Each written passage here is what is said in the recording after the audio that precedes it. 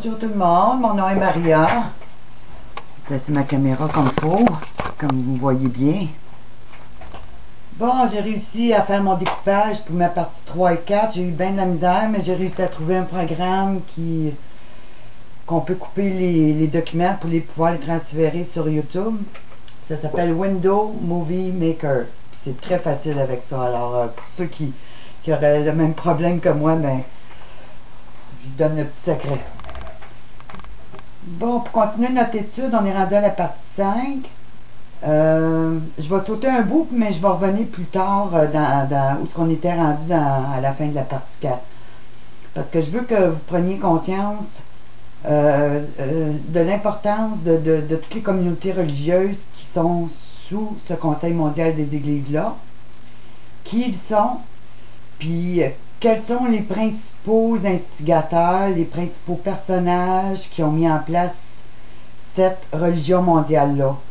Puis ça va nous aider à comprendre mieux pourquoi toute l'apostasie, pourquoi la séduction, pourquoi le plan de l'agenda du nouvel ordre mondial se sert des communautés religieuses pour soumettre les peuples à cet agenda international.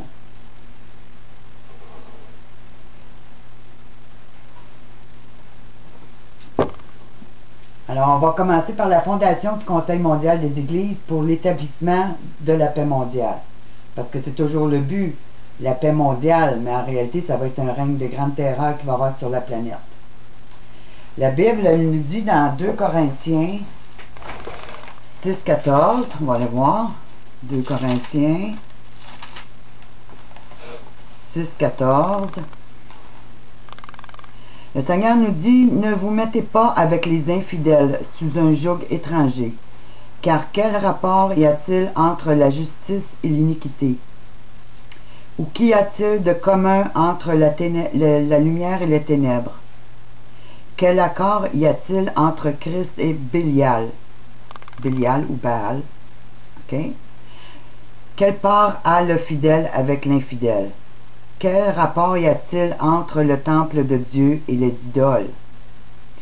Car nous sommes le temple de Dieu vivant, comme Dieu l'a dit. J'habiterai et je marcherai au milieu d'eux. Je serai leur Dieu et ils seront mon peuple. C'est pourquoi, sortez du milieu d'eux et séparez-vous, dit le Seigneur. Ne touchez pas à ce qui est impur, et je vous accueillerai. Je serai pour vous un père, et vous serez pour moi des fils et des filles, dit le Seigneur Tout-Puissant. Si on va dans le psaume 2, psaume 2 nous dit de ne pas marcher selon le conseil des méchants. Alors le Seigneur nous donne des instructions, voyons ce sont mes psaumes le matin. Je suis changé de place. Le Seigneur nous donne des instructions très claires pour ne pas tomber dans cette hérésie spirituelle-là. Et de ne pas tomber dans le piège de marcher avec les idoles selon le conseil des méchants. Regardez ici le psaume 1. Heureux l'homme qui ne marche pas selon le conseil des méchants, qui ne s'arrête pas sur la voie des pécheurs et qui ne s'assied pas en compagnie des moqueurs, mais qui trouve son plaisir dans la loi de l'Éternel et qui la médite jour et nuit. Alors, le Seigneur nous donne des avertissements sérieux dans sa parole, de ne pas marcher selon le conseil des méchants. Alors, est-ce que notre vie reflète vraiment ce que le Seigneur attend de nous autres?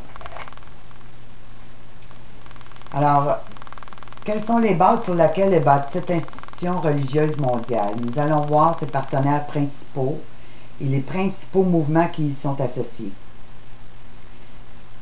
Puis chaque personne qui m'écoute, je vous encourage à faire une étude sur ce qui se passe dans votre église pour voir si votre église n'est pas associée justement à cette nouvelle vision internationale-là.